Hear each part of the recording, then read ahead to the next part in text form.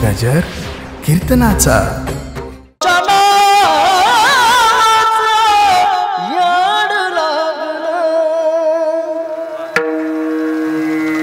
अर्थात विठ्ठलाची मूर्ती मला खरं तर महाराजांमध्ये दिसली आहे। एकदा महाराजांसाठी जोरदार टाळ्या झाल्या। वारकरी संप्रदायातलं आदरणीय श्री हरिभक्त परायण ज्यांच्या आर्षवाणीतनं आपण श्रीमद भागवत कथा या ठिकाणी 7 दिवस श्रवण केली आहे। हरिभक्त परायण आमचे भगवान महाराज तेही आवर्जून या ठिकाणी उपस्थित आहेत। या सर्व मंडळीच्या चरणावर वारकरी संप्रदायातली जुनी पिढी आणि वारकरी संप्रदायातली नवी पिढी या दोनही पिढींच्या चरणावर विनम्र भावाने वंदन करतो आणि अभंगाच्या पदापदाचं चिंतन करण्यासाठी प्रवृत्त होतो। विठ्ठला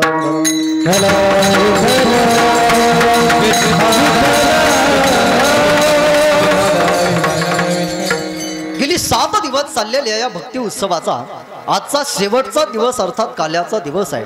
वारकरी संप्रदायामध्ये दादा उत्सव कुठलाही असू द्या, तो उत्सव एका दिवसाचा असो, तो उत्सव 2 दिवसाचा असो, तो उत्सव 8 दिवसाचा असो किंवा उत्सव 4 दिवसाचा असो, मी असं म्हणेल तो उत्सव चातुर्मासाचा जरी असेल तरी चातुर्मासाची सुद्धा सांगता आपल्याला काल्याच्या कीर्तनानंच करावी लागते। असा वारकरी संप्रदायाचा दंडक आहे। जसं गाव आल्यानंतर प्रवास संपतो, ढेकर दिल्यानंतर जेवण संपतं, यज्ञामध्ये पूर्णावती झाल्यानंतर जसा यज्ञ संपतो तसं काल्याचं कीर्तन झालं म्हणजे सप्ताहाची सांगता होते, समाप्ती नाही। माझं चिंतन थोडंसं अवधानपूर्वक ऐका। बऱ्याचदा आपण वारकरी संप्रदायामध्ये जीवन जगत असताना असं म्हणत असतो, अरे आमच्या पारायणाची समाप्ती झाली, आमच्या नामसप्ताहाची समाप्ती झाली। दादा पारायणाची आणि नामसप्ताहाची कधीही समाप्ती होत नसते। समाप्ती झाली तर ती फक्त तुमची आमचीच होत असते।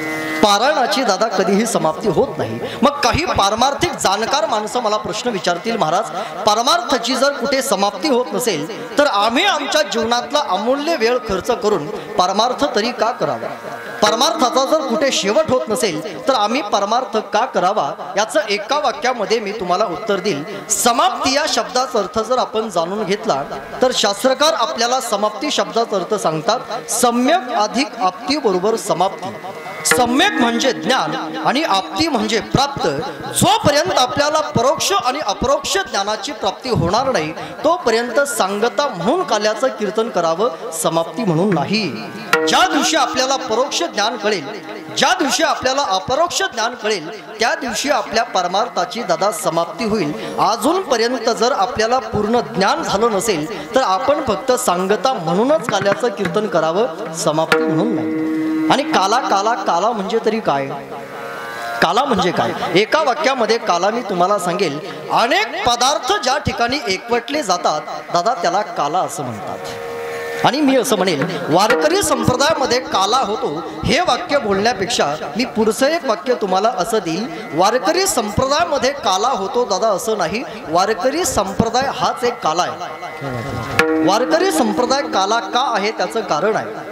विश्वमौली ज्ञानोबरायांचा जर दादा आपण विचार केला, ज्या विश्वमौली ज्ञानोबरायांनी गुह्य असलेलं ज्ञान समाजाच्या कल्याणाकरता प्रगट केलं, प्रगट गुह्य बोले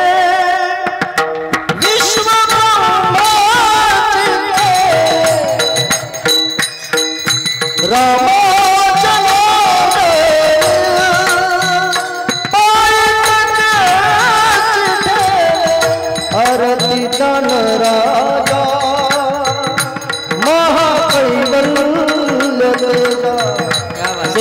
साधु संत मनोवेद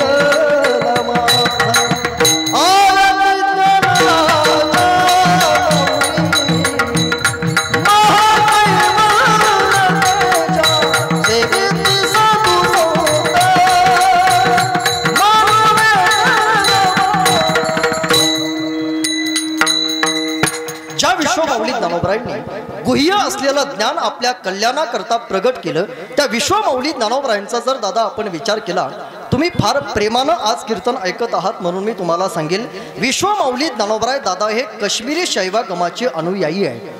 कोण आहे ऐकताय तुम्ही? विश्वमौली ज्ञानोबराय हे काश्मीरी शैवागमाचे अनुयायी आहेत। नामदेव रायांचा जर आपण विचार केला तर नामदेव राय हे केशी राजाचे उपासक आहेत। नामा म्हणे केशव राजा केला नेम चालवी माझा.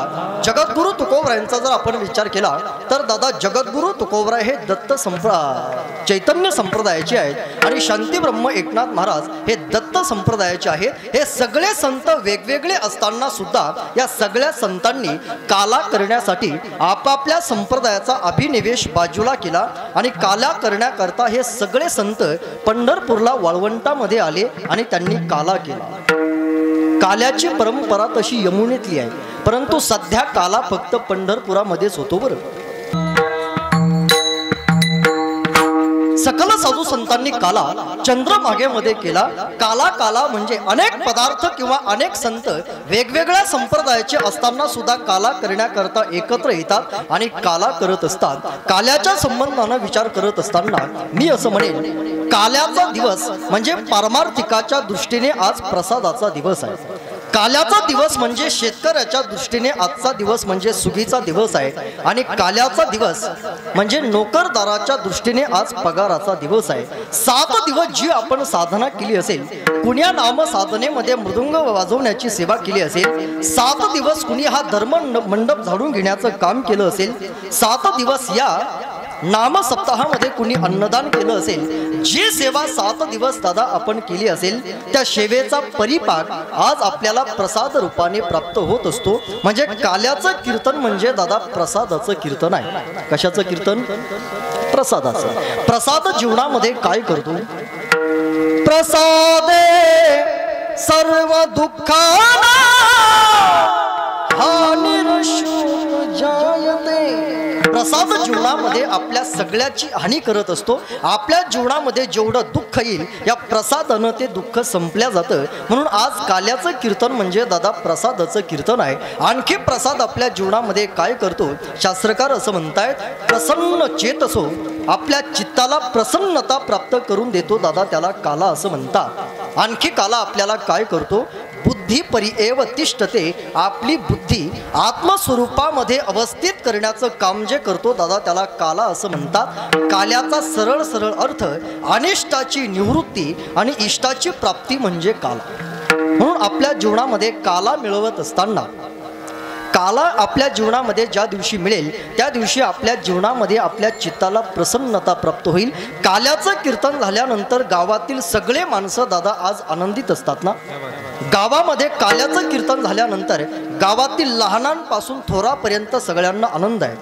काल्याच्या कीर्तनामध्ये सासवा आनंदित असतात, तर काल्याच्या कीर्तनामध्ये सुना सुद्धा आनंदितच असतात. काल्याच्या कीर्तनामध्ये लेकी आनंदित आहेत, काल्याच्या कीर्तनामध्ये आई सुद्धा आनंदित आहे. काल्याच्या कीर्तनामध्ये दादा या मंडपातला प्रत्येक माणूस हा आनंदित होत असतो. कारण या जगाच्या संबंधानं विचार करत असताना शास्त्रकार असं म्हणतायत, या जगामध्ये 3 प्रकारचे लोक राहतात. प्रकाराचे 3 तुका म्हणे केले जण.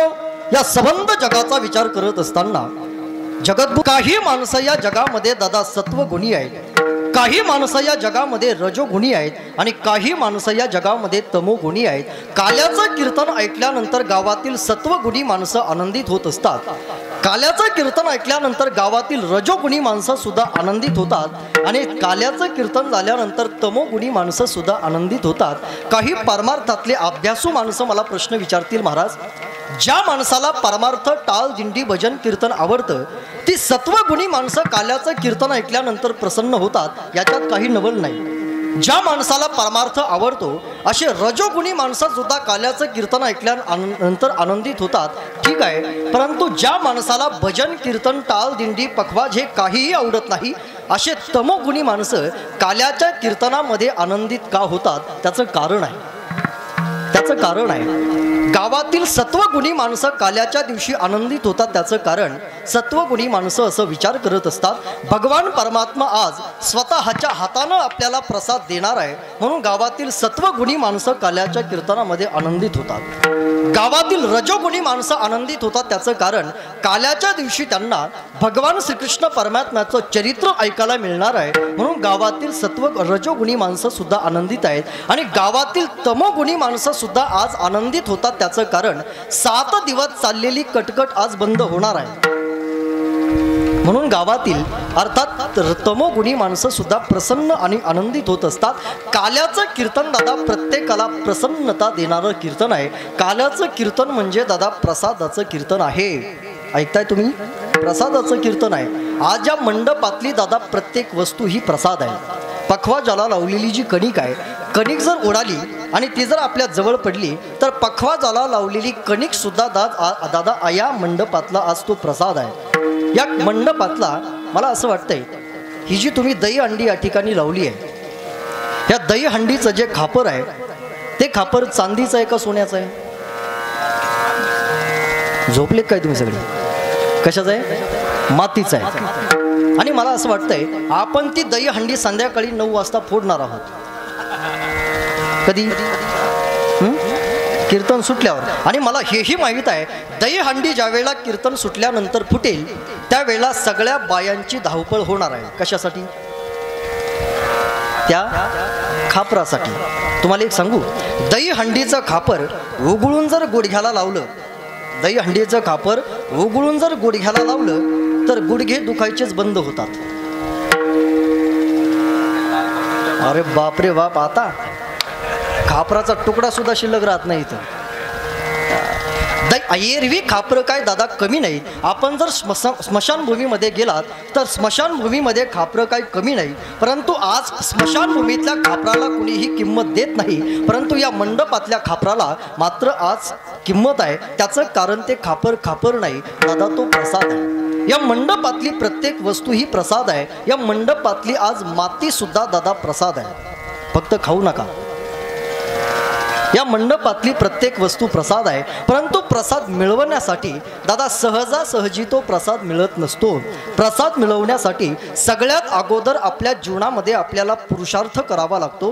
प्रसाद मिळवण्याकरता पुरुषार्थ केल्यानंतर दुसरी गोष्ट माणसाला प्रयत्न करावा लागतो. प्रसाद मिळवण्याकरता आपल्याला देवाकडे प्रार्थना करावी लागते, नंतर आपल्याला प्रतीक्षा करावी लागते आणि तदनंतर माणसाला प्रसाद मिळत असतो. प्रसाद मिळवण्याकरता 5 शब्द मी तुम्हाला प्रणे चालू होणारे सांगितले. प्रसाद मिळवण्यासाठी सगळ्यात अगोदर माणसाला पुरुषार्थ करावा लागतो. सहजासहजी माणसाला प्रसाद मिळत नाही. ऐकताय तुम्ही कीर्तन? सगळ्यात अगोदर पुरुषार्थ करावा लागतो. पुरुषार्थ कशाला म्हणावं? जी गोष्ट जगात सगळ्यांना करता येते ती गोष्ट आपण करून दाखवणं याला पुरुषार्थ म्हणत नाही. जो पखवा जातला बोल सगळ्यांना वाजवता येतो तो जर आपण वाजवत असाल तर याच्यात काय विशेष आहे? जो बोल कुणालाही वाजवता येत नाही तो बोल आमच्या चंदू महाराजांनी वाजवावा हा वादकाच्या जीवनातील पुरुषार्थ आहे.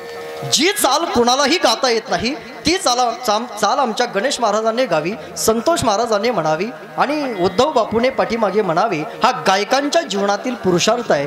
जसं कीर्तन कुणालाही करता येत नाही ते कीर्तन एखाद्या दुसऱ्या कीर्तनकारानं करावं हा कीर्तनकाराच्या जीवनातला पुरुषार्थ आहे. जी गोष्ट जगात कुणालाच जमत नाही ती गोष्ट दादा आपण करून दाखवणं याला पुरुषार्थ असं म्हणतात. तुमच्याकडे नदी आहे का? नदी आहे. कुठे? पूर्णा इकडे धरण आहे. धरण कसं वाहतं? धरण वाहतच नाही. नदी कशी वाहते? नदी तुमच्याकडे नदी कशी वाहते? जाऊ का मी? नदी कशी वाहते? खाली अशी वाहते. अशी वाहते. एखाद्या माणसानं इकडे जर नदीमध्ये उडी मारली आणि तो जर माणूस तिकडे खाली निघत असेल तर याच्यात काय पुरुषार्थ आहे? एखाद्या माणसानं खाली उडी मारल्यानंतर तो जर माणूस वर धरणात निघत असेल तर तो त्याच्या जीवनातला काय आहे? बरं, मी असं म्हणेल तुमच्याकडे पाहिल्यानंतर मला आठवलं म्हणून सांगतो. 100 किलोचं पोतं सहजासहजी उचलणं शक्य आहे का? तुम्ही उचलू शकता 100 किलोचं पोतं? खरं सांगा भाऊ, खोटं नका सांग. 100 किलोचं पोतं सहजासहजी तुम्ही उचलू शकत? तुम्हीच उचलू शकत नाही म्हटल्यानंतर आमचा तर प्रश्नच नाही. 100 किलोचं पोतं सहजासहजी उचलणं सोपं नाही. परंतु एखाद्याने 100 किलोचं पोतं जर सहज उचललं तर तो त्याच्या जीवनातला काय आहे? पुरुषार्थ आहे. जी गोष्ट जगात कोणालाही जमत नाही ती आपण करून दाखवणं दादा याला पुरुषार्थ असं म्हणतात. मी असं म्हणेल पुरुषार्थाचे भक्तिशास्त्रामध्ये 5 प्रकार आहेत आणि ज्ञानशास्त्रामध्ये पुरुषार्थाचे 5 प्रकार आहेत. काला मिळवण्याकरता कोणता पुरुषार्थ करावा लागतो मी तुम्हाला सांगेल. फक्त प्रपंचाचा त्याग करून या मंडपामध्ये आल्या आल्या माणसाला काला मिळत नसतो. काला मिळवण्याकरता पुरुषार्थ करावा लागतो. पुरुषार्थाचे 4 प्रकार आहेत. धर्म, अर्थ, काम आणि मोक्ष हे पुरुषार्थाचे 4 प्रकार ज्ञानशास्त्रातले आहेत. परंतु भक्तिशास्त्रातला जर आपण पुरुषार्थ पाहिला तर भक्तिशास्त्रातला 5वा पुरुषार्थ आहे पंचम पुरुषार्थाची भक्ती. मज पर्यंते उद्धवा, देवानं आपल्यावर कधीतरी प्रेम करावं हा आपल्या जीवनातला फार मोठा पुरुषार्थ आहे. मी असं म्हणेल, या मंडपातला दादा असा कोणता माणूस आहे ज्याचं बाळू मामांवर प्रेम नाही? बाळू मामांवर आपलं सगळ्यांचं प्रेम आहे म्हणून तुम्ही कीर्तनामध्ये उपस्थित आहात. बाळू मामांवर आमचं प्रेम आहे म्हणून आम्ही कीर्तनासाठी या मंडपामध्ये उभे आहोत. बाळू मामांवर प्रेम करत नाही दादा असा कोणता माणूस आहे? बाळू मामांवर प्रेम करणं हा पुरुषार्थ नाहीच आहे. कधीतरी आपल्या भजनाला पाहून, कधीतरी आपल्या साधनेला पाहून बाळू मामाने आपल्यावर प्रेम करणं हा आपल्या जीवनातील सगळ्यात मोठा पुरुषार्थ आहे. बाळू मामासाठी तर सगळेच रडत असतात. कधीतरी बाळू मामांची जर आठवण आली ना तर आपल्या डोळ्यातून अश्रुधारा सहज वाहतील. परंतु आपल्या करता कधीतरी बाळू मामानं रडावं हा आपल्या जीवनातील फार मोठा पुरुषार्थ असेल. देवासाठी सगळेच रडत असतात परंतु देवानं आपल्यासाठी रडावं हा सगळ्यात मोठा पुरुषार्थ आहे. 2 वर्षामध्ये वारकरी माणसं वारी करता देवासाठी रडतच होते ना. वारीसाठी वारकरी रडतील दादा याच्यात नवल नाही. मी असं म्हणेल 2 वर्ष वारकऱ्याच्या गळ्यातला टाळ सुद्धा पांडुरंगासाठी रडतच होता ना. 2 वर्ष आमच्या प्रत्येक मृदुंग सम्राटांच्या गळ्यातला मृदुंग सुद्धा 2 वर्ष वारी करता रडतच होता. पांडुरंग पांडुरंग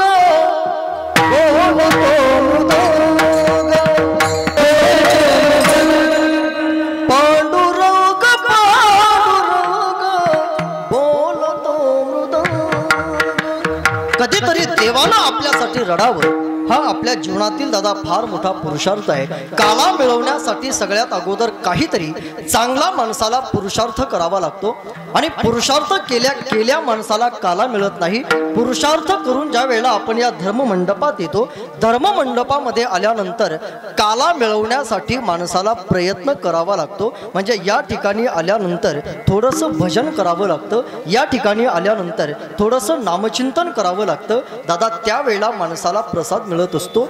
सगळ्यात अगोदर पुरुषार्थ करावा, तदनंतर काला मिळवण्यासाठी प्रयत्न करावा. काला सहजासहजी मिळत नाही. अर्थात गोकुळामधले एक फार मोठी घटना आहे. एक दिवस यशोदा मैया भगवान श्रीकृष्ण परमात्म्याचा फार सुंदर शृंगार करते. भगवान परमात्म्याला ज्या वेळेला यशोदा मैया आंघोळ घालते, आंघोळ घातल्यानंतर आज पहिल्यांदा यशोदा मैयानं भगवंताचा फार सुंदर शृंगार केलाय. आज भगवान कृष्ण परमात्मा फार सुंदर दिसत आहेत. जरी की पगडी बांधे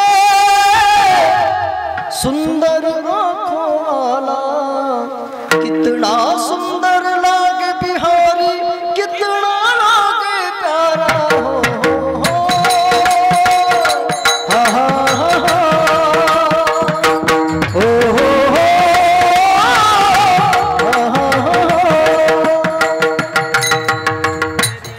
भगवान श्रीकृष्ण परमात्म्याचा फार चांगला शृंगार केल्यानंतर यशोदा मैया भगवान श्रीकृष्ण परमात्म्याला आज झोपी घालण्याचा प्रयत्न करते. परंतु आज कृष्ण कन्हैया झोपायला तयार नाहीत. भगवान परमात्मा यशोदा मैयाच्या मांडीवर रडायला लागतात. यशोदा मैया भगवंताला रडवण्यापासून थांबवण्याचे अनेक प्रयत्न करते परंतु आज भगवान परमात्मा रडायचा थांबायलाच तयार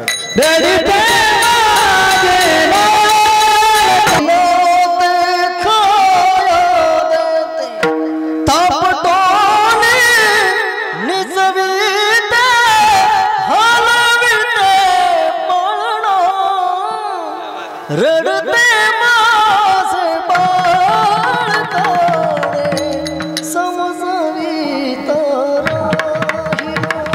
आज भगवान कृष्ण परमात्मा रडायला लागतात. तेवढ्यामध्ये यशोदा मैया त्याला थांबवण्याचा प्रयत्न करते. आज भगवान कृष्ण परमात्मा रडायचा थांबायला तयार नाही.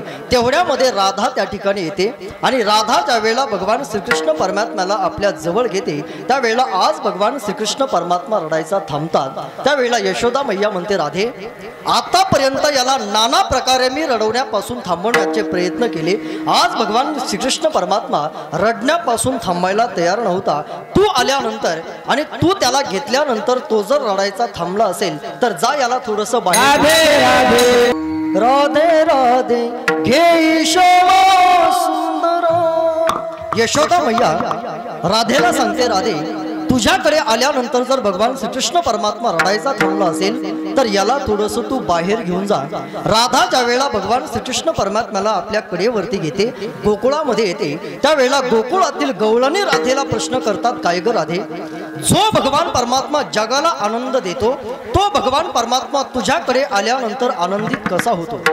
जो भगवान परमात्मा भरपूर रडायला लागतो तुला पाहिल्यानंतर तो कृष्ण परमात्मा रडायचा का थांबला? जो भगवान परमात्मा जगाला आनंद देण्याकरता अवतार घेतो तो भगवान परमात्मा तुझ्याकडे आल्यानंतर आनंदित का होतो? असं तू तुझ्या जीवनामध्ये नेमकं केलं काय? त्यावेळेला राधा त्या गोकुळातील गवळणीला सांगते, माझ्याजवळ आल्यानंतर याला मी आनंद देऊ शकते याच्याकरता मी काय काय केलं ती राधा सांगते. याची लागी वो त्याची भोग, याची लागी वो केलं नाना याग, याची लागी वो मंत्र जाप केला, याची लागी वो वेदांत घोकील. काल्याचा प्रसाद मिळवण्याकरता जीवनामध्ये कधीतरी आपल्याला वेदांत घोकावा लागतो. काल्याचा प्रसाद मिळवण्याकरता कधीतरी माणसाला राधे इतका परमार्थ चांगला करावा लागतो. कधीतरी दादा आपण राधेचा परमार्थ पाहिला पाहिजे, कधीतरी आपण मीराबाईचा परमार्थ पाहिला पाहिजे. प्रसाद त्यांना प्राप्त होतो, आपल्याला प्रसाद भगवान परमात्मा स्वतःच्या हातानं का देत नाही? त्याचं कारण आपला परमार्थ राधे इतका शुद्ध नाही, आपला परमार्थ मीराबाईच्या इतका शुद्ध नाही, इतका गोड परमार्थ जीवनामध्ये असला पाहिजे. एक राधा एक मीरा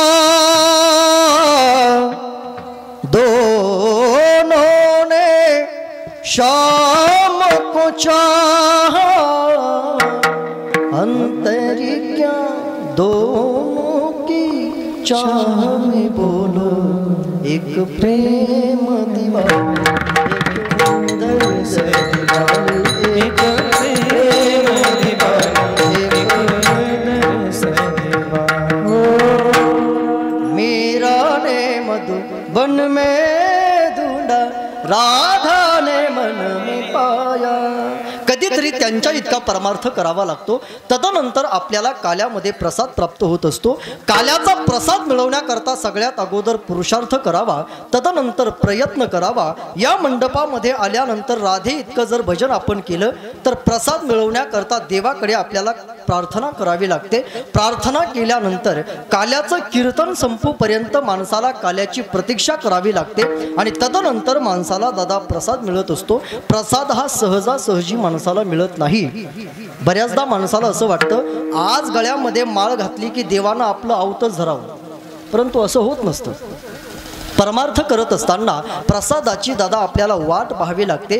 पाहे प्रसादाची वाट. प्रसाद मिळवण्याकरता माणसाला भजन करावं लागतं, वाट पाहावी लागते. तदनंतर जीवनामध्ये प्रसाद मिळत असतो. मी असं म्हणेल काल्याचा प्रसाद गोकुळातील दोघा जणांना मिळाला.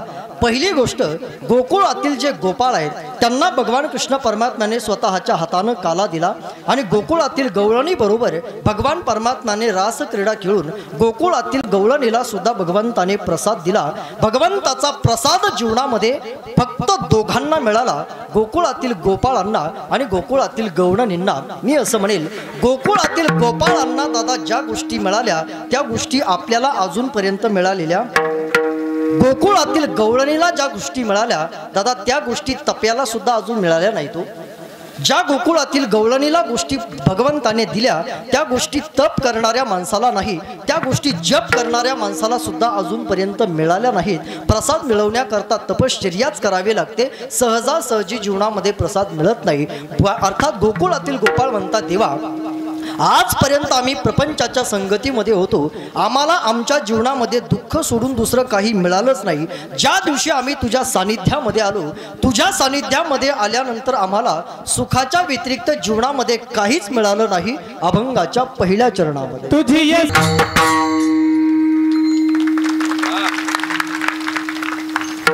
गायकांचा टाळ थांबल्यानंतर आपण गायकासाठी टाळ्या वाजवल्या पाहिजे. त्याचं कारण आहे, गुरुवर्य वैकुंठवासी वैद्य बाबा पाठामध्ये आम्हाला नेहमी असं सांगायचे की गुणहीन पुरुषाला गुणवानाची किंमत दादा कधी कळत नसते. ज्या माणसाकडे एकही गुण नाही तो माणूस गुणवानाकरता कधीही टाळी वाजवत नाही. गुणहीन पुरुषाला गुणवानाची किंमत कधीही कळत नसते. बाबांचं दुसरं वाक्य असं असायचं की गुणवान गुणवानाचा द्वेष करतो. बाबांचं तिसरं वाक्य असं असायचं की एखादा गुणवान असा असतो की तो स्वतः सर्वगुण संपन्न असतो आणि स्वतः सर्वगुण संपन्न असून तो दुसऱ्या कलाकारांवर प्रेम करतो, असा मात्र लाखात एखादाच असतो. गुणवानाकरता माणसाला टाळी वाजवता आली पाहिजे. कारण यांच्या संगतीमध्ये आल्यानंतर ज्या चाली आपल्याला अख्ख्या महाराष्ट्रात ऐकायला मिळणार नाहीत त्या चाली आपल्याला या मंडपात ऐकायला मिळतात. त्याचं कारण तुझी संगती झाली आमुची निशींची. यांच्या चाली ऐकल्यानंतर आपल्या जीवनातल्या चिंता राहतील याच्यात नवल आहे का? आपल्या जीवनामध्ये एकही चिंता राहणार नाही. इतक्या गोड चाली आणि इतका सुंदर आवाज महाराजांचा आहे. भगवंताच्या सानिध्यामध्ये गेल्यानंतर गोपाळांच्या आयुष्यातल्या सगळ्या चिंता निघून गेल्या. त्याचं कारण गोकुळातील गोपाळांना भगवंताच्या सानिध्यामध्ये गेल्यानंतर ज्या गोष्टी दादा मिळाल्या त्या गोष्टी अजूनपर्यंत कोणालाही मिळाल्या नाहीत. म्हणून गोपाळ म्हणतात, देवा आतापर्यंत आम्ही प्रपंचाच्या संगतीमध्ये होतो, तुझ्या सानिध्यामध्ये आल्यानंतर आमच्या जीवनातल्या सगळ्या चिंता निघून गेल्या. मी असं म्हणेन, प्रत्येक माणसाच्या जीवनामध्ये माणसं कुठल्या ना कुठल्या चिंतेने दुःखी आहे. मी असं तुम्हाला प्रश्न विचारतो बघा, चांगलं जीवन जगायला माणसाला काय लागतो? गणेश, चांगलं जीवन जगायला माणसाला काय लागतं? अन्न लागतं, वस्त्र लागतं, अजून तुम्ही बोलत जा ना. तुम्ही नुसतं टूळ टूळ माझ्याकडे पाहता, मी एवढं दिसतो तुम्हाला? तसं कपडे चांगले घातलेत मी आज. चांगलं जीवन जगायला माणसाला काय लागतं? पहिली गोष्ट अन्न लागतं, दुसरी गोष्ट वस्त्र लागतं, तिसरी गोष्ट निवारा लागतो, चौथी गोष्ट छोट्या पिनीचं किंवा मोठ्या पिनीचं चार्जर लागतं. याच्या पलीकडे काय लागतं बरं? या सगळ्या गोष्टी आपल्याकडे असताना सुद्धा दादा आपण दुःखी आहोत. त्याचं एकच कारण, माणसं फक्त चिंता करतात म्हणून दुःखी आहेत. माणसाच्या दुसरं दुःखाचं माणसाला कारणच नाही. बरं, माणसाच्या जीवनामध्ये अन्न जर लागतंय तर आज या जगामध्ये अन्न कमी आहे का? पूर्वीच्या काळामध्ये माणसं खायला न मिळाल्यामुळे मरत होती, बरोबर आहे? तुमचं गाव कोणतं आहे? जवळ आहे ना? तुमचं वय किती आता? 40-45. या 45 वर्षामध्ये तुमच्या गावामध्ये एखादा माणूस खायला न मिळाला म्हणून मरण पावला असं ऐकण्यात? खाऊन खाऊन बरेच मेले असतील, परंतु खायला न मिळाल्यामुळे जगद्गुरु तुकोबरायांच्या काळामध्ये एक स्त्री अन्न करिता मिली. जगद्गुरु तुकोबरायांची पहिली पत्नी खायला न मिळालं म्हणून मरण पावली होती. त्या काळामध्ये खायला न मिळालं म्हणून माणसं मरत होते. दादा आज आपल्याकडे अन्न कमी नाही तरी सुद्धा माणसं दुःखी आहे. दुसरी गोष्ट, वस्त्र काय कमी आहे का? पूर्वीच्या काळामध्ये 3 भावामध्ये एक शर्ट असायचा, बरोबर आहे आजोबा? 3 भावामध्ये एक शर्ट असायचा. आज मला एकट्याला 150 ड्रेस आहे तरी सुद्धा माणसं दुःखी आहे. माणसाला अन्न कमी नाही, माणसाला वस्त्र कमी नाही. आज माणसाच्या जीवनामध्ये निवारा सुद्धा दादा कमी नाही हो. काहींचा बंगला असेल तर काहींची झोपडी असेल, परंतु प्रत्येकाला निवारा मात्र. या सगळ्या गोष्टी असताना सुद्धा माणसं आज दुःखी का आहे? त्याचं एकच कारण, फक्त चिंता. मी असं म्हणेन, एका गावामध्ये एक सावकार फार श्रीमंत होते. या भारतामध्ये किंवा महाराष्ट्रामध्ये काही माणसं दादा एवढी श्रीमंत आहेत की त्यांना आपल्या श्रीमंतीचं मोजमाप सुद्धा करता येत नाही. एकदा मध्य प्रदेशचे भूतपूर्व मंत्री एकदा बाहेरच्या राज्यामध्ये बाहेरच्या देशामध्ये फिरायला गेले आणि बाहेरच्या देशामध्ये ते मंत्री ज्यावेळेला फिरायला गेले एका हॉटेलवर ते 4-5 दिवस राहिले आणि एका हॉटेलमध्ये 4-5 दिवस राहिल्यानंतर 4-5 दिवसानंतर ज्यावेळेला त्यांना भारतामध्ये येण्याची इच्छा झाली त्यावेळेला ते मंत्री मॅनेजरकडे गेले आणि मॅनेजरला ते मंत्री म्हणाले, अरे तुमचं जे बिल झालं असेल ते बिल तुम्ही घेऊन टाका. त्यावेळेला तो मॅनेजर म्हटला, साहेब तुमच्याकडून मी बिल कसं घेऊ? ते साहेब म्हटले, अरे घ्यायला काय हरकत आहे, 4-5 दिवस मी तुमच्या हॉटेलची सर्व फॅसिलिटी वापरली, तुला बिल घ्यायला हरकत काय? त्यावेळेला तो मॅनेजर म्हणाला, साहेब मी तुमच्याकडून बिल घेऊ शकत नाही, त्याचं कारण हे हॉटेलच तुमचं आहे. मग मला सांगा, बाहेरच्या देशामध्ये आपलं एक हॉटेल आहे हे ज्याला माहीत नाही, एवढे श्रीमंत माणसं आपल्या या भारतामध्ये असताना सुद्धा माणसं दुःखी आहेत. त्याचं एकच कारण फक्त चिंता. माणसं फक्त जीवनामध्ये चिंता करत राहतात. ज्या दिवशी आपल्या जीवनातलं दादा चिंतन वाढेल त्या दिवशी आपला परमार्थाचा काला होईल. आपल्या जीवनामधल्या चिंता मिटाव्या आणि आपल्या जीवनातलं चिंतन वाढावं याच्याकरता आपल्याला प्रपंचाचा त्याग करून कधीतरी काल्याच्या कीर्तनामध्ये येऊन बसावं लागतं. माणसाच्या जीवनामध्ये त्याग असला पाहिजे. त्याचं कारण आपण कधीतरी माणसानं घर सोडण्याची प्रत्येकाला सवय असली पाहिजे. कधीतरी माणसाला घर सोडून कीर्तनामध्ये येता आलं पाहिजे. कधीतरी माणसाला घर सोडून आळंदी पंढरपूरला जाता आलं पाहिजे. घर सोडण्याची माणसाला सवय असली पाहिजे. त्याचं एकच कारण, एक दिवस दादा आपल्याला कायमचं घर सोडून निघून जायचंय ना. मग कायमचं घर सोडून जात असताना आपल्याला त्रास होऊ नये याच्याकरता घर सोडण्याची सवय असावी. काला मिळवण्याकरता माणसाला घर सोडावं लागतं. गोकुळातील सगळे गोपाळ मंगाच्या दुसऱ्या चरणामध्ये जगद्गुरु तुकोबराय सांगतायत, भगवंताच्या सानिध्यामध्ये गेल्यानंतर गोकुळातील गोपाळ म्हणतात, देवा ज्या गोष्टी आम्ही आमच्या जीवनामध्ये कधी डोळ्यानं पाहिल्या नाहीत, तुझ्या संगतीमध्ये आल्यानंतर आम्हाला त्या खायला मिळाल्या. तुझी संगती झाली आमुची निश्चिंती, नाही देखील येते मिळे भोग सुखाचे सोहळे. देवा अरे आम्हाला आता तू तुझ्या संगतीमध्ये आल्यानंतर घरी पाठवण्याचा कधी अट्टहासच करू नको. नेहमी तुझ्या संगतीमध्ये आम्ही राहावं अशी आमची इच्छा आहे. त्यावेळेला देवानं गोपाळांना प्रश्न विचारला, गोपाळांनो तुम्ही घरी का जात नाही? त्यावेळेला गोपाळ सांगतात, देवा तुझ्याजवळ आल्यानंतर ज्या गोष्टी खायला मिळतात त्या आम्हाला प्रपंचामध्ये पाहायला सुद्धा मिळत नाहीत. कारण घरी ताकाचे सरोवर, तुझ्याकडे आल्यानंतर आम्हाला नवनीताचं पूर खायला मिळते. नवनीत खायला मिळत असताना आम्ही तुझ्या संगतीमधून दूर जायला तयार नाही. देवा तुझ्याकडे आल्यानंतर जर आम्हाला चांगल्या चांगल्या गोष्टी मिळत असतील तर आम्हाला तू लोटून जरी आता लावलं तरी आम्ही तुझ्यापासून दूर जाणार नाही. अभंगाचं शेवटचं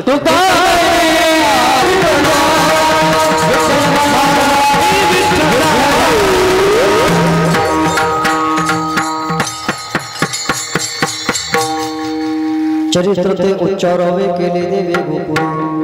भगवान श्रीकृष्ण परमात्मा गोकुळामध्ये जे चरित्र करतो त्या चरित्राचा विचार आपल्याला थोड्या वेळामध्ये करून या ठिकाणी थांबायचे. आजच्या काल्याच्या दिवशी भगवान श्रीकृष्ण परमात्म्याचं चरित्र आपल्याला का ऐकावं लागतं त्याचं कारण आहे. काल्याचं कीर्तन झाल्यानंतर जे आपण अन्न खाणार आहोत त्या अन्नाला प्रसादत्व प्राप्त होण्यासाठी आज भगवान श्रीकृष्ण परमात्म्याने गोकुळामध्ये जे चरित्र केलं त्या चरित्राचा विचार आणि उच्चार आपल्याला करावा लागतो. मी असं म्हणेल, भगवान श्रीकृष्ण परमात्म्याचा चरित्राचा विचार करत असताना भगवंताच्या चरित्राला दादा जन्माच्या अगोदरपासून प्रारंभ होतो. 8वा येणार आहे, तो मला मारणार आहे असं ऐकल्यानंतर कंस 1 2 3 4 5 6 बालक मारून टाकतो. 7वा योग माया घेऊन जाते. 8वा येण्याची तयारी होते. कंस द्वारपालांना अतिदक्षतेचा इशारा देतो, पूरी सुरक्षा रखना. द्वारपाल सांगतात, महाराज जी हमने पूरी सुरक्षा रखी है. भगवान कृष्ण परमात्मा 8 वर्षाची मूर्ती धारण करून वसुदेव आणि देवकीच्या समोर उभा राहिल्यानंतर वसुदेव आणि देवकी भगवान श्रीकृष्ण परमात्म्याला प्रश्न करतात, देवा अरे आम्ही आमच्या जीवनामध्ये तुला पुत्र रूपाने येण्याची विनंती केली होती, तू तर आमचा पालक बनून आलायस, तू बालक झाला पाहिजे, तू लहान झाला पाहिजे, तू अष्टवर्षाची मूर्ती धारण करून आलायस, हातामध्ये शंख चक्र गदा घेऊन का आलास, हा प्रश्न विचारल्यानंतर भगवान कृष्ण परमात्मा वसुदेव आणि देवकीला सांगतायत, मी हातामध्ये शंख चक्र गदा घेऊन आलो त्याचं कारण मला असं वाटतंय 11 वर्षानंतर ज्या कंसाला मी मारणार आहे त्या कंसाला आजच मारून टाकावं आणि तुमची कारागृहातून मुक्तता करावी. परंतु वसुदेव आणि देवकी म्हणतात, नाही प्रभू, तुम्हाला लहान झालं पाहिजे, आम्हाला तुमचं लालन पालन करायचंय, आम्हाला तुम्हाला लहानपणी खेळताना सुद्धा पाहायचंय. असं म्हटल्यानंतर भगवान कृष्ण परमात्मा वसुदेव आणि देवकीला सांगतायत, मी हातामध्ये शंख चक्र गदा घेऊन आलो त्याचं कारण कंसापासून तुमची रक्षा करावी याच्यासाठी. आणि आता जर तुम्ही मला लहान व्हायला सांगत असाल तर मी तुमची रक्षा करू शकणार नाही, कंसापासून तुम्हाला माझी रक्षा करावी लागेल. आणि माझी रक्षा करण्यासाठी तुम्हाला नंदाच्या घराला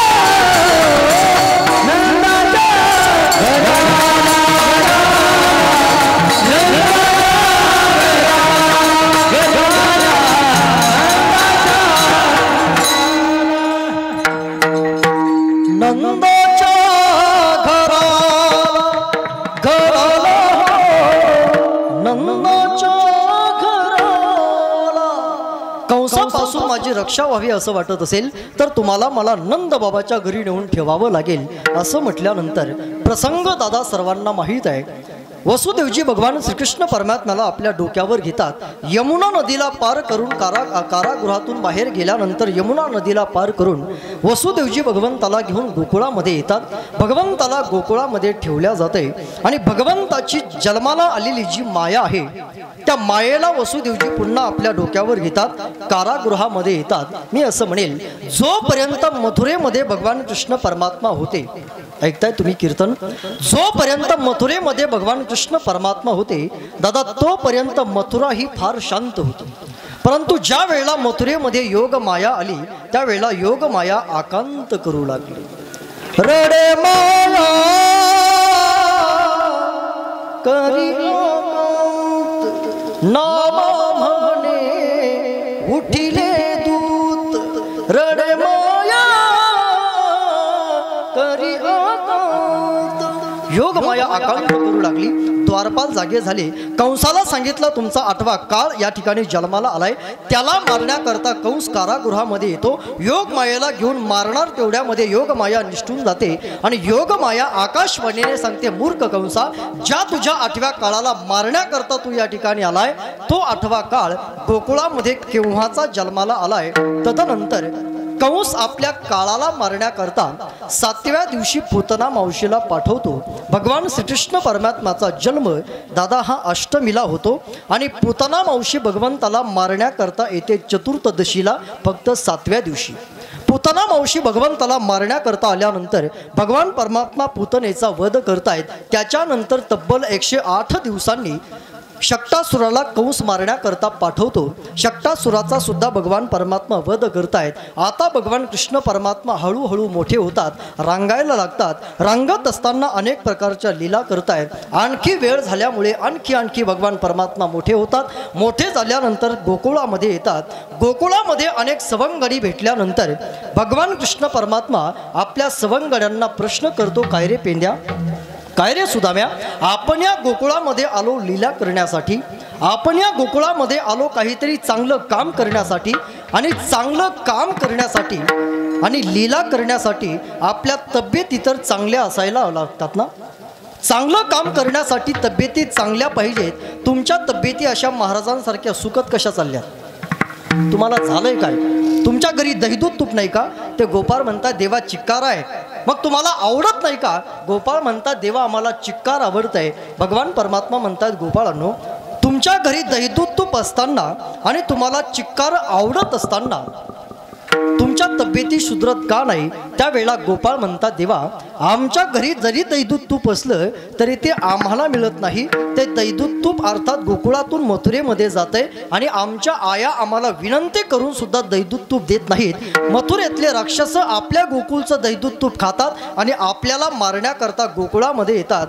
काय केलं पाहिजे? भगवान कृष्ण परमात्मा म्हणतायत आपल्या आया किंवा गोकुळातील गवळणी विनंती करून जर आपल्याला दहीदूध तूप देत नसतील तर आपल्याला गवळणीचा रस्ता अडवावा लागेल. एक गवळण आपल्या डोक्यावर दहीदूध तूप घेऊन ज्यावेळेला गोकुळातून मथुरेकडे दहीदूध तूप विकायला निघते त्यावेळेला भगवान कृष्ण परमात्मा त्या गवळणीचा एका रस्त्यामध्ये रस्ता अडवतात आणि गोकुळातील गवळणीचा ज्या वेळेला भगवान कृष्ण परमात्मा रस्ता अडवतायत त्यावेळेला मात्र ती गवळण भगवान श्रीकृष्ण परमात्म्याची विनंती करते. जाऊ दे मना जाऊ दे नंदलाल रे निघुनी गेल्या गवळणी साऱ्या मथुरेच्या बाजाराला उशीर झाला बाजाराला नंदलाल रे. देवाला विनंती करावी लागते ना गणेश महाराज, देवाला विनंती करावी लागते. मग विनंती करत असताना चाल सुद्धा तशीच म्हणावी लागते. जाऊ दे मला मथुरेला नंदलाल रे गोपाळ निघुनी गेल्या गवळणी साऱ्या मथुरेच्या बाजाराला उशीर झाला बाजाराला नंदलाल रे गोपाल. गोकुळातील गवळण भगवान श्रीकृष्ण परमात्म्याची विनंती करते लाला मी दहीदूध तूप विकण्याकरता गोकुळातून मथुरेमध्ये चालली आहे. त्यावेळेला भगवान कृष्ण परमात्मा गवळणीला सांगतायत की आपण आपल्या गोकुळातील दहीदूध तूप मथुरेमध्ये जातं आणि आपल्याला मारण्याकरता मथुरेतून राक्षस गोकुळामध्ये येतात आणि आम्हाला मारण्याचा प्रयत्न करतात. ते दहीदूध तूप तू आम्हाला दे. विनंती करून सुद्धा गोकुळातील गवळणी दहीदूध तूप देवाला देत नाहीत. त्यावेळेला भगवान परमात्मा गोपाळांना सांगतात गोपाळांनो गोकुळातील गवळणी जर आपल्याला विनंती करून दहीदूध तूप देत नसतील तर आपल्याला उद्यापासून गोकुळामध्ये चोऱ्या कराव्या लागतील. चोरी हा शब्द ज्या वेळेला गोपाळांच्या कानावर पडतो त्यावेळेला ज्यांच्या गळ्यामध्ये पवित्र तुळशीची माळ आहे, ज्यांच्या कपाळाला गंध आहे, ते सगळे गोपाळ म्हणतात देवा अरे चोरी करणं पाप आहे रे, तू आम्हाला चोरी करायला सांगतोय, चोरी करणं पाप आहे. असं म्हटल्यानंतर भगवान कृष्ण परमात्मा गोपाळांना सांगतात गोपाळांनो चोरी करणं पाप आहे परंतु चोरी सोन्याची करणं पाप आहे, लोण्याची नाही. चोरी करणं पाप आहे परंतु चोरी दुसऱ्याच्या घरी जाऊन करणं पाप आहे, स्वतःच्या घरी नाही. आणि चोरी करणं पाप आहे परंतु चोरी केल्यानंतर कुठलाही गुन्हा हा 18 वर्षाच्या नंतर सिद्ध होत असतो ना. आपण अजून वयानं 18 वर्षाचे झालेले नाही आहेत. आपण सगळे वयानं 12च्या आतले असल्यामुळे आणि आपण सगळे 12चे असल्यामुळे आपण सगळं वयानं 12चे असल्यामुळे आपल्यावर कुठल्याही प्रकारचा गुन्हा दाखल होणार नाही. असं म्हटल्यानंतर भगवान कृष्ण परमात्मा सवंगड्यांसमवेत अनेक प्रकारच्या खोड्या गोकुळामध्ये करतायत. गोकुळातील गवळणी गाराणे घेऊन यशोदा मैयाकडे येत आहेत. यशोदा मैया गोकुळातील गवळणीचे गाराणे आज मान्य करायला तयार नाही. त्यावेळेला गोकुळातील गवळणी म्हणतात यशोदे आजपर्यंत कृष्णाचे गाराणे घेऊन आम्ही तुझ्याकडे आलो, कधी तुला कृष्णाचे गाराणे मान्य झाली नाही. आता तू तुझ्या कृष्णाला विचार आम्ही या गोकुळामध्ये गोकुळी राहावे कासावे आम्ही या गोकुळामध्ये राहायचं की जायचं असा प्रश्न विचारल्यानंतर गोकुळातील गवळणीच्या डोळ्यामध्ये पाणी येते, यशोदेच्या डोळ्यामध्ये सुद्धा पाणी येतं. यशोदेचे नयनी आले पाणी. यशोदेच्या डोळ्यामध्ये पाणी आल्यानंतर यशोदा मैया भगवान श्रीकृष्ण परमात्म्याचा हात पकडते. लाला, आजपर्यंत गोकुळातील गवळणीने अनेक दिवस तुझी गाऱ्हाणे केली, मी कधीही त्यांची गाऱ्हाणे मान्य केली नाही. आज आपल्या गोकुळातील गवळणी गोकुळ सोडून जाण्याचा जर विचार करत असतील तर मला असं वाटतंय उद्यापासून तू या गोकुळामध्ये राहण्यापेक्षा उद्यापासून तुला शाळेमध्ये जावं लागेल. आणि त्या कालची शाळा म्हणजे दादा गोशाळा आहे. मला असं वाटतंय दुसऱ्या दिवशी ज्यावेळेला भगवान श्रीकृष्ण परमात्मा पहिल्या दिवशी शाळेमध्ये जायला निघतात त्या दिवशी मात्र भगवान श्रीकृष्ण परमात्म्याला शाळेमध्ये पाठवत असताना यशोदेच्या डोळ्यामध्ये पाणी येतं. त्याचं कारण आहे आपला लहान मुलगा ज्या दिवशी पहिल्यांदा शाळेमध्ये जायला निघतो त्यावेळेला त्याची आईही रडत असते आणि तो मुलगा सुद्धा रडत असतो. आज भगवान कृष्ण परमात्मा पहिल्यांदा गोशाळेमध्ये अर्थात चाललाय. यशोदा मैयाच्या डोळ्यामध्ये पाणी येते. यशोदेचं अंतःकरण कासावीस होतंय. कासावीस प्राण जीव तळमळी, कासावीस प्राण जीव तळमळी, ऐसी ती जननी सौख्यवाही. गालावरुनी हात फिरवुनी आई पोटास धरिते, आईचे मन गहिवरते. कान्होबा कन्हैया कान्होबा माझा कन्हैया माझा, हे पेद्या सुदाम्या रे कन्हैयाला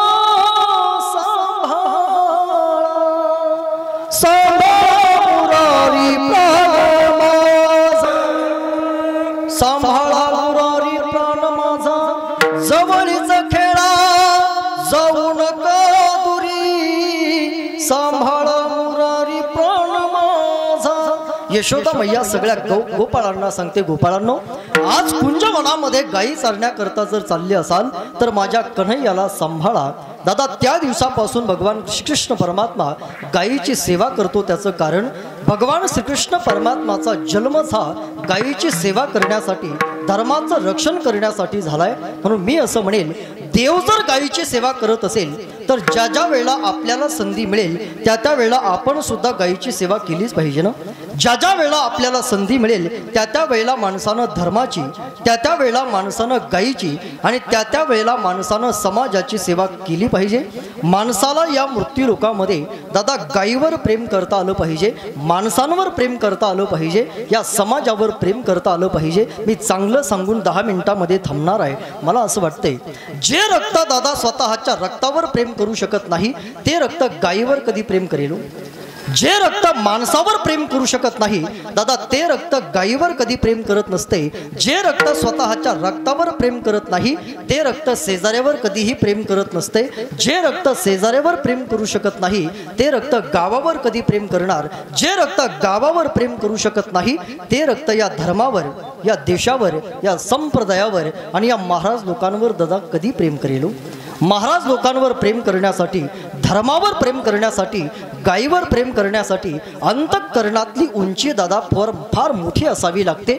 भगवान श्रीकृष्ण परमात्मा गायीची सेवा करत होता. आपणही आईची नाम गायीची सेवा केली पाहिजे. या मातेची सुद्धा दादा आपल्याला सेवा करता आली पाहिजे. आपण त्या देशामध्ये राहतो, आपण त्या देशामध्ये राहतो ज्या देशातली माणसं भरलेल्या भांड्याला लात लागली तरी पाया पडतात. आपण त्या देशामध्ये राहतो ज्या देशातली माणसं झाडूला लात लागली तरी पाया पडतात.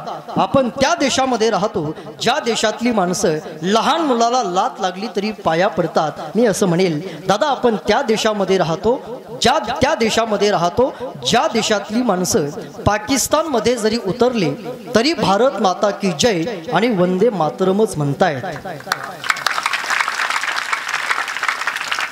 आपण त्या देशामध्ये राहतो, मग आपल्या भारत देशातला एखादा जवान पाकिस्तानमध्ये उतरल्यानंतर जर भारत माता की जय म्हणत असेल तर त्या जवानाचं आपण अभिनंदन केलंच पाहिजे ना.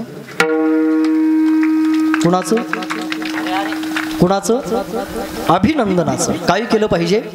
अरे 20-22 वर्षाची मुलं सुद्धा दादा या धर्माकरता आणि देशाकरता आपलं जीवन देताना आपण पाहतो. मी असं म्हणेल 2 वर्षापूर्वी पुलवामा आतंकवादी हल्ल्यामध्ये ज्या दिवशी आपल्या भारत देशातले 42-43 जवान शहीद झाले, बरोबर आहे, 42-43 जवान ज्यावेळेला आपल्या भारत देशातले शहीद झाले आपल्या भारत मातेसाठी, त्याच्यानंतर बऱ्याच दिवसांनी आपल्या भारत देशातल्या जवानांनी पाकिस्तानमध्ये जाऊन पाकिस्तानमधले आतंकवादी मारले.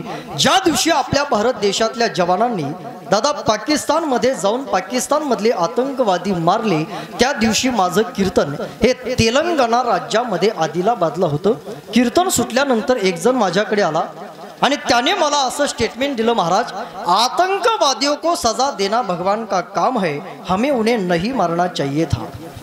कोण म्हणाल? आपल्या भारत देशातला एक मूर्ख माणूस मला असं स्टेटमेंट देतो, आतंकवादियों को सजा देना भगवान का काम है, हमें उन्हें नहीं मारना चाहिए था. मैंने उसे कहा आतंकवादियों को सजा देना भगवान का काम है, लेकिन आतंकवादियों को भगवान के पास भेजना हमारे जवानों का काम है. जी माणसं धर्माकरता आणि देशाकरता आपलं जीवन देतात दादा, ती माणसं मी असं म्हणेल जे रक्त आपल्या गावावर प्रेम करत असते तेच रक्त मरेपर्यंत असं म्हणत असते. तलवारों पे सरवार दिए, अंगारों में जिस्म जलाया है, तब जाके हमने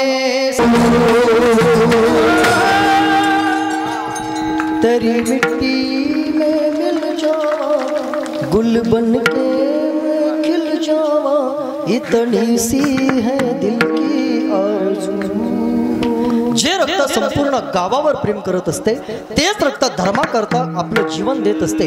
जे रक्त आपल्या माणसांवर प्रेम करते तेच रक्त कधीतरी गायीवर सुद्धा प्रेम करत असते. भगवान श्रीकृष्ण परमात्मा गायीची सेवा करण्याकरता कुंजवनामध्ये गायी चरायला घेऊन जातो. गायी चरायला पाठवल्यानंतर सगळे गोपाळ भगवान कृष्ण परमात्माला म्हणतात, लाला अरे गायी चारून येईपर्यंत आपण निवांत या ठिकाणी बसण्यापेक्षा आपण आज एखादा खेळ तरी खेळावा. त्या दिवशी भगवान कृष्ण परमात्मा पहिल्या दिवशी पहिला खेळ खेळायला सुरुवात करतात.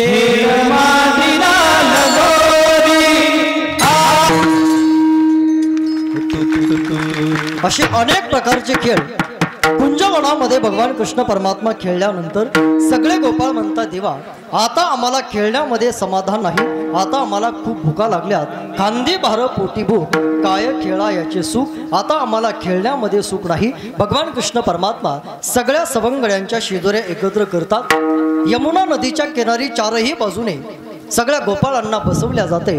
भगवान कृष्ण परमात्मा मध्यभागी उभे राहतात, सगळ्या गोपाळांच्या शिदोऱ्या एकत्र करतात आणि आज आपल्या स्वतःच्या हातानं भगवान कृष्ण परमात्मा सगळ्या सवंगड्यांना प्रसाद देण्याचा प्रयत्न करतात. त्याचं वर्णन भागवतकार भागवतामध्ये करतात. बिभ्रत वेणुम जठर पठरयो शृंग वेत्रेच कक्षे वामे पाणू मश्नो कवणम तत्पलांगुलिषु तिष्ठन् मध्ये सुमृत सुरदो हा सयन्नर्म विश्वै स्वर्गे लोके निशंती भुजे यज्ञ बुब्बाल की पुंडली कवरदा हरि विठ्ठल